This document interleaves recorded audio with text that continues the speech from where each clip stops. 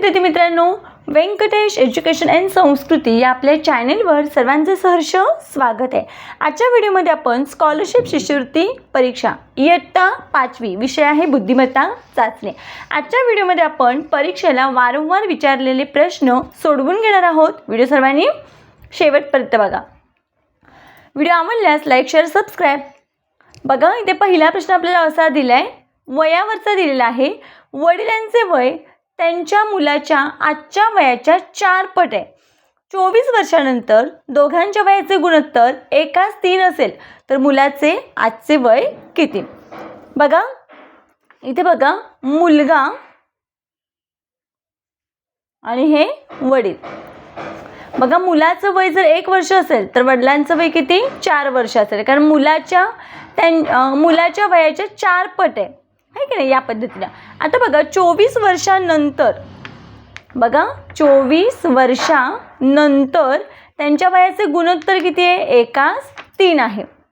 आता इथे आपण एक सूत्र वापरू शकतो। बघा, सूत्र हे या पद्धतीने आहे। सूत्र बरोबर वर्ष। आता किती वर्ष दिले आपल्याला? 24 वर्षानंतरचं। आणि त्याच्यानंतर काय दिले? बघा आपल्याला दुसऱ्या गुणाकाराचा फरक, दुसऱ्या गुणाकाराचा फरक किंवा गुणाकारातील फरक कंस करायचा आहे आणि भागिले तिरपा गुणाकार फरक, तिरपा गुणाकार फरक। आता कुणाचा तिरपा गुणाकार करायचा आहे? तिरपा गुणाकाराचा फरक तर बघा, या गुणोत्तराचा आणि या गुणोत्तराचा। मग बघा, वर्ष किती आहे? 24। दुसऱ्या गुणाकाराचा फरक, दुसऱ्या गुणाकाराचा फरक म्हणजे काय? एकास 3 दिलेला आहे। मग काय करायचं? फरक विचारलाय म्हणून मग 3तून 1 वजा करायचा आहे, या पद्धतीनं। आता बघा, छेदामध्ये तिरपा गुणाकार पद्धत हे कसं आहे? एकास 4 आहे आणि हे कसं आहे? एकास 3 गुणोत्तर आहे। मग यांचा तिरकस गुणाकार। मग बघा, 3 एके 3 फरक आहे ना, आणि 4 एके 4। मग बघा बरं, आता काय केलं? 4तून 3 वजा करायचं। बघा, इथे बरोबर चिन्ह। 24 3तून 1 गेला, 2 राहिले। 4तून 1 गेला, 1च राहिलं, छेदामध्ये 1 आला आहे की नाही। मग 24 दुने 48। मग बघा बरं, मुलाचं वय किती असणार आहे? आपल्याला कुणाचं वय विचारले? मुलाचे आजचे वय किती? मग मुलाचे आजचे वय आहे 48 वर्ष। पर्याय क्रमांक 1 हे आपल्या प्रश्नाचं योग्य उत्तर आहे। दुसरा प्रश्न बघा, सुरेश व श्याम यांच्या वयाचे गुणोत्तर 7:4 असून त्यांच्या वयांची बेरीज 66 वर्ष आहे, तर श्यामचे वय किती? आता बघा, सुरेश आणि श्याम यांचं गुणोत्तर किती आहे? 7:4 आहे। आपण वय काय म्हणूया? x म्हणूया, म्हणून मी ते 7x अधिक 4x। आता मी अधिक का केलं? तर वयांची बेरीज किती आहे? 66, म्हणून मी ते x मानून घेतलं आणि अधिक 66 त्यांची बेरीज दिलेली आहे। 7 आणि 4 11x बरोबर 66।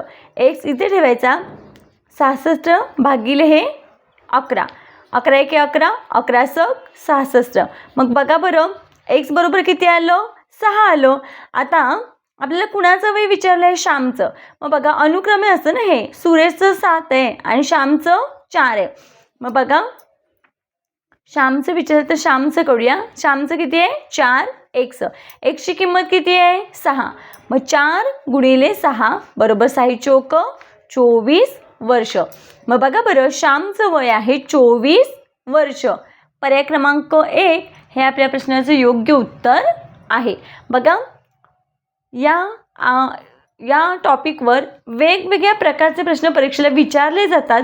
बघा, आता हे पहिलं गणित वेगळं आहे आणि दुसरं गणित सुद्धा वेगळं आहे, त्यामुळे ह्याच्या ट्रिक्स लक्षात ठेवायच्या आहेत। पुढचं गणित बघूया आपण। पुढचा प्रश्न बघा, तसाच आहे, फक्त थोडा वेगळा आहे। रमेश व त्यांच्या वडिलांच्या वयाचे गुणोत्तर 3:9 आहे। त्यांच्या वयांची वजाबाकी 36 आहे, तर रमेशचे वय किती? आता बघा, रमेशचं किती आहे? 3 आहे, वडिलांचं किती आहे? 9 आहे आणि वजाबाकी आहे 36। मग आता इथे काय करायचं? गुणोत्तर आपण आहे तसं, फक्त इथे काय करायचं? x मांडायचा वजा आणि ते x 9, रमेशचं 3x, वडिलांचं 9x घेतलं, वजाबाकी दिले म्हणून मी ते वजाचं चिन्ह लिहिलं आणि वजाबाकी किती आहे? 36।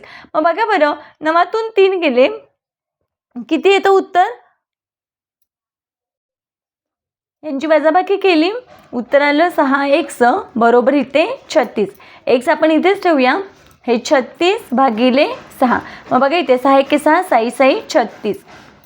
x बरोबर किती आलंय? 6 आले. मग x ची किंमत आपण याच्यामध्ये ठेवूया.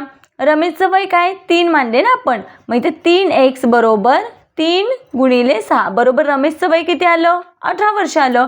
आणि वडिलांचं वय किती आहे? गुणोत्तरानुसार 9x. मग 9 x ची किंमत किती आहे? 6 म्हणून मी ते गुणिले 6. मग 6 9 54. मग वडिलांचं वय बघा 54. आपल्या प्रश्नाचं उत्तर बरोबर आहे की नाही हे बघण्यासाठी काय करायचं? खात्री करून घ्यायची. 54 मधून 18 वजा करूया. बघा इथे मी वजाबाकी करते. 54 मधून 18 वजा करते. 4तून 8 जात नाहीत. आपण इथे काय करतो? 54चं 4 हातचा घेत, इथं हातचा घेतला. 14तून 8 गेले, 6 राहिले, 4तून 1 गेले, 3 राहिले. बरोबर किती आलं उत्तर? 36. मग बघा बरं त्यांच्या वयातील फरक किती आहे, म्हणजे वजाबाकी किती आहे? 36च आहे. म्हणून मग आपण जे उत्तर काढले ते योग्य आहेत. मग आपल्याला विचारलंय कुणाचं? तर बघा इथे विचारले आपल्याला रमेशचं वय. मग रमेशचं वय आहे 18 वर्ष. पर्याय क्रमांक 3 हे आपल्या प्रश्नाचं योग्य उत्तर आहे. बघा पुढचा महत्त्वाचा प्रश्न आहे. अ आणि ब यांच्या आजच्या वयाचे गुणोत्तर 3:2 आहे. 5 वर्षांनी त्यांच्या वयाचे गुणोत्तर 4:3 होईल. तर अचे आजचे वय किती? बघा दिलेल्या माहितीनुसार अ आणि ब चे आजचे गुणोत्तर किती आहे? 3:2 आहे. मग बघा इथे मी लिहून घेतलं हे 3 आणि इथे हे 2 असं दिलं खाली. आपण इथे काय म्हणायचं आहे? x मानून घ्यायचं आहे. आणि काय विचारले? 5 वर्षांनी म्हणजे पुढे 5 वर्ष म्हणून मी इथे अधिक 5 करायचं आहे. इथे अधिक 5 बरोबर 5 वर्षांनी त्यांच्या वयाचे गुणोत्तर 4:3 होणार आहे. किती होणार आहे? 4:3. एवढीच माहिती दिली आहे आणि आपल्याला अचं वय काढायचं आहे. मग सहज काय करायचं?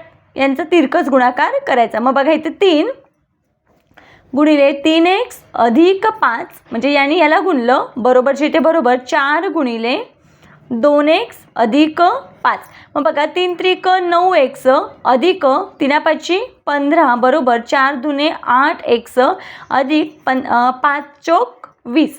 आता बघा x आणि x ची एकत्र घ्यायचे. मग इथे काय आहे? 9x वजा, तर इथे अधिक 8 आहेत. मग इकडे आल्यावर वजा x होणार ना बरोबर. हे 20 इथे अधिक आहेत आणि इकडे आल्यावर काय होणार? वजा 15. मग बघा 9तून 8 गेले, x राहिला. 20तून 15 गेले, 5 राहिले. म्हणजे x ची किंमत किती आली? 5 आली. मग आता काय करायचं? दिलेल्या गुणोत्तरानुसार 3x आणि 2x आहे ना अगोदर. बघा बऱ्याच वेळा मुलं इथपर्यंत सोडवतात पण त्यांना कळत नाही की हे गुणोत्तर घ्यायचं का हे गुणोत्तर घ्यायचं. म्हणजे x ची किंमत याच्यामध्ये ठेवायची का याच्यामध्ये ठेवायची. तर बघा प्रश्न विचारलाय काय? अचे आजचे वय किती? मग अचे आजचे वय आहे, आजच्या वयाचे गुणोत्तर 3:2 आहे म्हणजे हे आहे ना. आणि हे 5 वर्षांनंतरच आहे. मग याचं काही विचारलंय का? नाही, आत्ताच विचारलंय. म्हणून मग अचं काय आहे? 3x आहे. मग बघा इथे अचे वय बरोबर 3x आहे ना गुणोत्तर. मग 3 x ची किंमत काय? 5. मग 3 गुणिले 5 बरोबर किती आलं उत्तर? 15 वर्षे. म्हणजेच अचं वय आहे, अचे आजचे वय आहे 15 वर्षे. मग बघा बरं इथे पर्याय क्रमांक 2 मध्ये 15 वर्षे हे उत्तर आहे. म्हणून आपल्या या प्रश्नाचं उत्तर आहे पर्याय क्रमांक 2 15 वर्षे. बघा या पद्धतीने आपण आजच्या व्हिडिओमध्ये तर्क व अनुमान यामधलं वय हा घटक आणि त्यावर अगदी परीक्षेला सारखे वारंवार विचारलेले प्रश्न आजच्या व्हिडिओमध्ये आपण सोडवून घेतलेले आहेत. आशा करते आपल्या सर्वांना हा व्हिडिओ आवडला असेल. व्हिडिओ आवडल्यास लाईक शेअर सबस्क्राईब. आजचा व्हिडिओ कसा वाटला ते कमेंटमध्ये नक्की सांगा. भेटूया पुढच्या व्हिडिओमध्ये. तोपर्यंत नमस्कार. थँक्यू.